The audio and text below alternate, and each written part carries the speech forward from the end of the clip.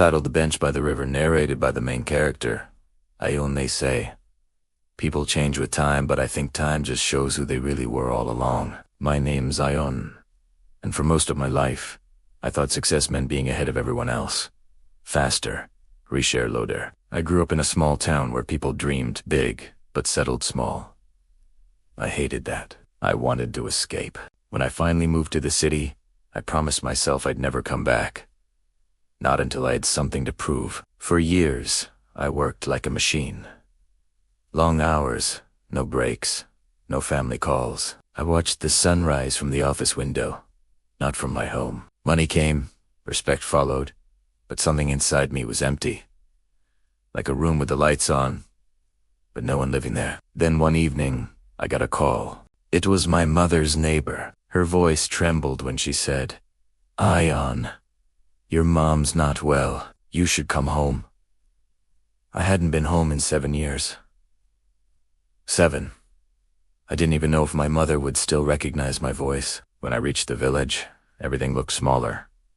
The streets, the houses, even the sky. But the bench by the river was still there. The same old wooden bench where Mom and I used to sit every evening when I was a kid. She was waiting for me there, wrapped in her old shawl. Her hair had turned completely gray, her hands trembling slightly.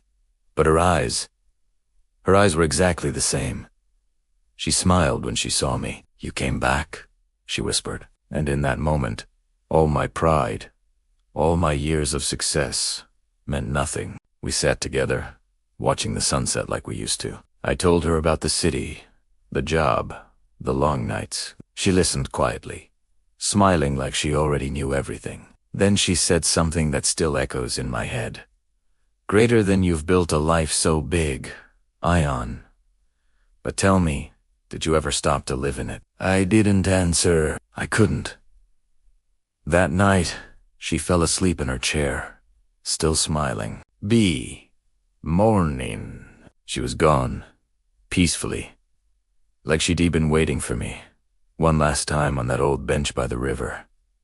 After the funeral, I sat on that same bench for hours. The river flowed quietly beside me. The wind felt different, softer, almost forgiving. And that's when I realized something I had missed all my life. We spend so much time trying to make life bigger, we forget to make it beautiful. Now, every year, I return to that river. I sit on the same bench, not to chase success, but to remember what truly matters. Love, kindness, peace, and the people who wait for us while we're busy chasing everything else.